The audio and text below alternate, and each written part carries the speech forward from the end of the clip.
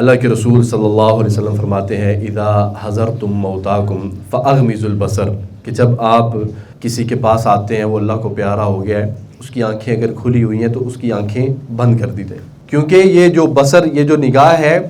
یتبع الروح، یہ انسان کی روح کا پیچھا کر رہی ہوتی ہے، تو فرمایا ان کو بند کر دیا جائے۔ اس کے ساتھ دوسری بات آپ نے ارشاد فرمائی وَقُولُوا خَيْرًا فَإِنَّ الْمَلَائِكَةَ تُؤَمِّنُ عَلَى مَا قَالَ أَهْلُ الْبَيْتِ، کہ جب کوئی فوت ہو جاتا ہے وہاں پہ آپ جمع ہیں، گھر والے ہیں، رشتہ دار ہیں، آپ نے کیا کرنا ہے؟ وَقُولُوا خَيْرًا، خیر کی بات کرنی ہے۔ فَإِنَّ الْمَلَائِكَةَ تُؤَمِّنُ عَلَى مَا قَالَ أَهْلُ الْبَيْتِ، فرشتے جو ہیں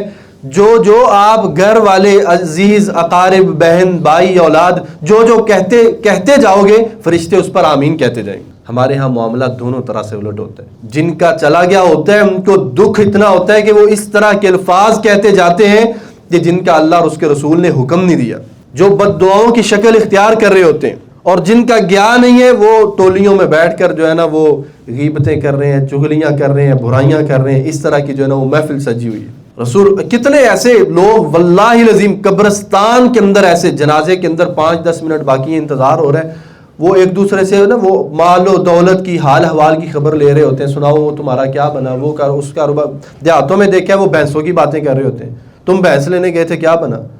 شہروں میں ہر جگہ پر دیکھ لو لوگ اپنی کاروبار کی، یعنی یہ نصیحت کا موقع ہے، یہ